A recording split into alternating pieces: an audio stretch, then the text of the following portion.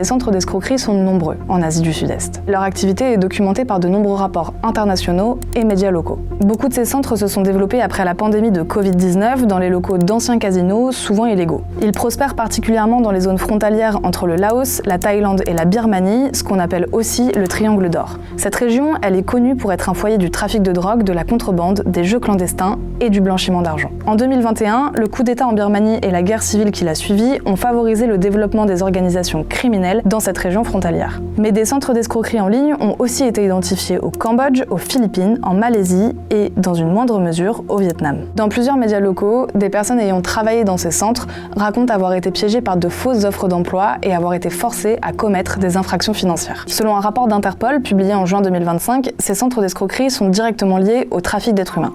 Le même constat avait été dressé en 2023 par le Haut Commissariat des Nations Unies aux droits de l'homme, qui soulignait des faits de torture, d'actes cruels et dégradants, de punitions impliquant des électrocutions et des violences sexuelles. L'ONU estime qu'au cours de la seule année 2023, plus de 120 000 personnes en Birmanie et 100 000 au Cambodge ont été forcées de travailler dans les fraudes en ligne.